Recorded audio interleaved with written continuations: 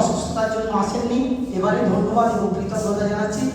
অসুস্থতা সত্ত্বেও বন্ধুর ডাকে আমাদের ডাককে অগ্রাহ্য করতে পারেননি, আমাদের মঞ্চে এসে উপস্থিত হয়েছেন। কার্তিকবাবুকে অনুরোধ করছি স্মৃতিচারণের জন্য। নমস্কার। বড় আনন্দের দিন, আমার কাছে বড় কষ্টের দিন। কেউ জল এসে যায়। যে ছেলেটি 11 বছর বয়সে একটি খাতা একটি বই হাতে নিয়ে আনন্দে পা দিয়েছিল, সেই ছেলেটি আজকে 72 বছর বয়সে এখানে দাঁড়িয়ে মাইক্রোফোনে আপনাদের সঙ্গে কথা বলছে। এটা আমার কাছে অনেক পাওয়া। সেই পাওয়াটা যারা সম্ভব করেছিলেন সেদিন এসে আমার মাস্টারমশাইরা আমার সত্ত্বেও সেই কৃষ্ণবল সত্তা, সেই সুসত্তা হোসেন, সেই বিকান্ত সামন্ত, সেই নিকান্ত মন্ডল, সেই বিভা নায়ক, সেই সমস্ত শ্রদ্ধেয় মাস্টারমশাইদের আমি প্রণাম জানাই। সঙ্গে সঙ্গে আজকে বয়োজ্যেষ্ঠ আমার মাস্টারমশাইদের আমি প্রণাম জানাই। মাস্টারমশাইরা সমাজের একজন কারিগর। তারা জ্ঞানের আলোক দিয়ে আমাদেরকে পুড়িয়ে আমাদেরকে চকচকে করেন, যে চকচকে হয়ে আমরা আগামী দিনে ঝলমল করতে। তো এনাদের অবদান সমাজে অনেক। যে ছেলেটি বললাম যে 11 বছর বয়সে এই আনন্দ নিকেতনে পা দিয়েছিল একটি খাতার একটি বই নিয়ে, সেই ছেলেটি বুকে একটি শেল দিয়ে এসেছিল, তার বুকে একটা বজ্রাঘাত হয়েছিল। আমি বৃত্তি পরীক্ষায় ক্লাস করে টপার হয়েছিলাম আমার স্কুলে এবং কল্যাণপুর কেন্দ্রে। আমি গল্পের জন্য বলিনি, আপনাদের জানার জন্য বলি। আমাকে একজন আমার বাবার কাছে একজন, তিনি গিয়ে, আমি নাম বলছিলাম, বলবো না বলা উচিত না এই জায়গায় এসে, বললেন যে কানু, কানু মানে আমার বাবার নাম কানাই মাঝি, তাকে কানু করে রাখা হতো। তোমার ছেলেটা কাউ দেখো, তোমার তো নমসূত্র, ওদের পড়াশোনা হবে না। আমি একটা নমসূত্র হয়ে ছেলে, পড়াশোনা কেন হবে না, কালকে আমি দেখতে হবে। এই কথা যখন আমার মধ্যে ঘুরপাক খাচ্ছিল, তখন ঘটলো সেই ঘটনা। আমার বাবাকে একজন ইংরেজিতে গালাগালি দিল, স্টুপিড রাস্কেল বলে গালাগালি দিল। আমার বাবা মুম্বাই গিয়ে কাজ করতেন, 300 টাকা বেতন পেতেন, আমার ভাই বোন। তো অনেক কষ্টে চলতো। তো বাবাকে গালাগালি দিয়ে, বাবা বন্ধুর কাছে আসতে চাইলে আরে আমাকে এই কথা বলে যে কি কথা রে, বলে তোমাকে ইংরেজিতে গালাগালি দিয়েছে, বলে ইংরেজিতে গালাগালি দিয়েছে, তাহলে তো পড়াশোনা ভালো জিনিস, তাহলে আমার ছেলেকে পড়াশোনা করাতে। সেই যে আমার মধ্যে ঢুকলো ছেলেকে পড়াশোনা করাতে হবে, আর আমি যে শক্তিশালী বুকে নিয়ে এলাম যে আমাকে পড়াশোনা করতে হবে, আর আমার মাস্টারমশাই যে আগুন আমার মধ্যে জ্বালালো, সেই আগুনে আমি আমাদের সংসারে আগের হার হিসাবে যে বীজ পুঁতেছিলাম, সেই বীজের ফসল হচ্ছে আমার বাবা 5 ভাই বোন সবাই গ্রাজুয়েট, তার মধ্যে কেউ এমএ। আমার সংসারে আজকে ডাক্তার হয়েছে, আমার সংসারে আজকে ইঞ্জিনিয়ার হয়েছে, আমার সংসারে আজকে আর্টিস্ট হয়েছে, আমার সংসারে আজকে ফার্মাসিস্ট হয়েছে, আর আমরা সবাই চাকরি পেয়েছি। তো এটা শুধু এগিয়ে যাওয়ার গল্প, এটা শুধু শুনে যাওয়ার গল্প। আমরা যেখানে এত সুন্দর জায়গায় বসে আছি, এত সুন্দর ফুলের মধ্যে, এই জগৎটা কিন্তু এরকম মোলায়েম নয়। আমাকে শুনতে গিয়ে কি পরিমাণ দুঃখ খেতে হয়েছে, কি পরিমাণ কালিকতা শুনতে হয়েছে, কি পরিমাণ আঘাত পেতে হয়েছে, আপনাদের বলে বোঝাতে পারবো না। আমার এই স্কুলে মাস্টারমশাই 1 নম্বরের জন্য আমি পাস হচ্ছিলাম না। আমাদের মাস্টারমশাই বললে, তুমি 1 নম্বরের জন্য প্রথম হওয়ার জন্য ব্যাকুল হচ্ছ কেন? এইটা তুমি ওপরে গিয়ে দেখাও, আরো পড়াশোনা করো, উজ্জ্বল হও, তুমি একজন মানুষ হয়ে দেখো যে তুমি মানুষ হয়েছো। আমি সেই মাস্টারমশাইকে শ্রদ্ধা জানাই। তিনি আমাকে সেই পথ দেখিয়েছিলেন বলে আমি ডিস্টিংশন নিয়ে বিকম পাস করেছিলাম। কিন্তু বলে কি হবে, পরীক্ষা দিতে গেছি, চাকরির জায়গায় বলছে result is brilliant but data is very poor.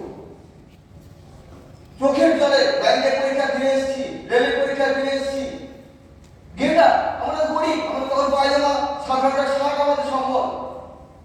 তো কি করবো আমরা? আমার বাবা তো 300 টাকা বেতন পায়, এত ভাই বোন কি করবো? তখন দরকার ছিল একটা চাকরি। তখন আর পথ বাঁচিনি, যে কোনো একটা জায়গায় চাকরি নিতে হবে। সেই চাকরি পাওয়ার সুবাদে একটা ট্রেনিং করলাম। আমার অলমাইটি আমার মাসুমাদের শুভেচ্ছায় সেই ট্রেনিংটা আমি করতে পেরেছিলাম রামকেন্দ্র মিশন নরেন্দ্রপুর আশ্রমে।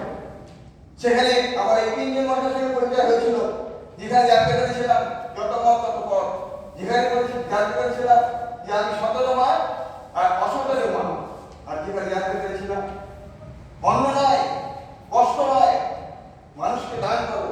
কি দান? শিক্ষা দান করো। এই মানুষকে বলেছিলেন শিক্ষা দান করো, যে শিক্ষা তোমাকে আগামী জীবনের জায়গায় নিয়ে যাবে।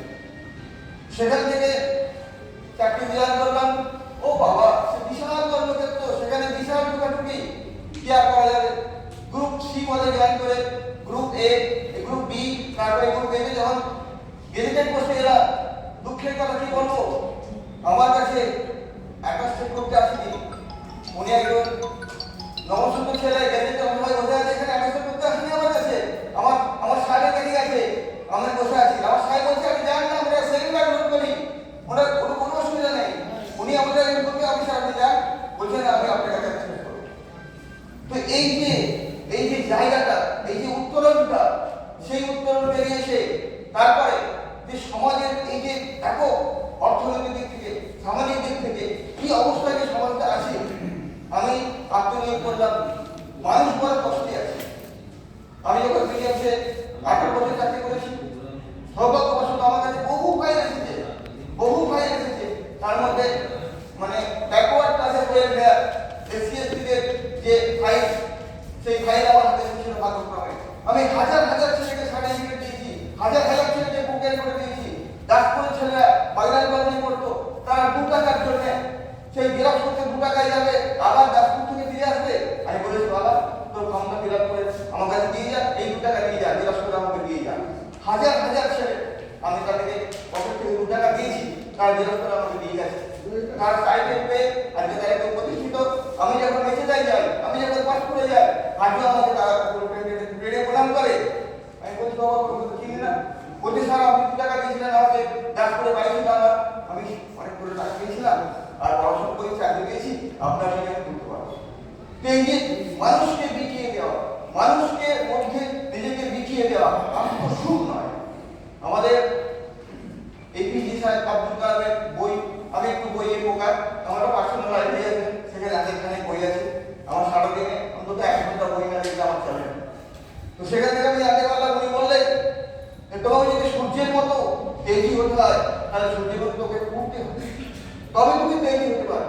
আর তোমাকে ঘুরতে হবে। আর যদি তোমার কাজকে, যদি তোমার কর্তব্যকে স্যালুট করতে না পারো, তাহলে সবাইকে তোমাকে স্যালুট করতে হবে। তুমি যদি তোমার কাজকে স্যালুট করতে পারো, তাহলে তোমার কাউকে স্যালুট করতে হবে। এই মন্ত্রে বিশ্বাস করে আমি, এটা গর্বের কথা না, আমি আত্মপ্রচার করছি না। যদি কাজ আমরা করতে থাকি, তাহলে আজকে আমার স্টাফেরা বলে, 100 তরুণদেরকে ছেড়ে এসেছি, তারা বলে যে দেওয়াল আপনার কথা বলে, ভিডিও অফিসের দেওয়াল আপনার কথা বলে। আজ 10 বছর 11 বছর হয়ে গেল রিটায়ার করেছি, এখনো ভিডিও অফিস থেকে ফোন আসে, মাঝবাবুটা কি হবে? আমি ওখানে মাঝবাবুকে বলতে ছিলাম, মাঝবাবুটা কি হবে? আজও আমাদের ফোন আসে।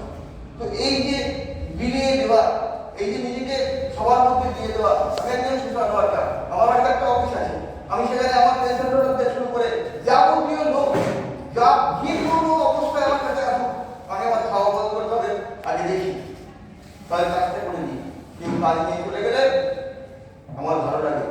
এই কাজ করতে গিয়ে, পাবলিককে কাজ দিতে গিয়ে আমার চিন্তাটা হ্রাস হয়ে যাবে। আমার পেট ডিসেট করার চিন্তাটা সুবিধাটা আছে, আমার দুঃখ নেই লাগে। আমি দেখেছি যে মানুষ একবার করে, দুবার করে না। আবার পাবলিকের কাজ করতে গিয়ে টিফিন আমার আগে পড়ে আছে, জল আমার আগে পড়ে আছে, দিনের পর দিন খাচ্ছি না। মিসেস বলতে কি হচ্ছে, আগে টিফিন খাওনি? আমার লোকরা এগুলো কাজ করতে গিয়ে আমি দিদি দিয়ে আমার সময় হয়নি, সার্জারি করে গেলাম, কখন খাবো? আমার 3 দিন স্টোর হয়ে গেল, বেরোতে গেলাম, অপারেশন করার কথা। তাহলে এই যে, কিন্তু আমার কষ্ট কিছু হয়নি। আমার ভালো লেগেছে যে আমার সবাই কাজ পেয়েছে, সবাই কাজ নিয়ে থাকুক, সবাই ভালো নিয়ে থাকুক, সবার ভালো হোক। মানে কথা বললে অনেক কথা, আমাকে 3 দিন বলতে দিলে সে কথা ফুরাবে না। যে যারা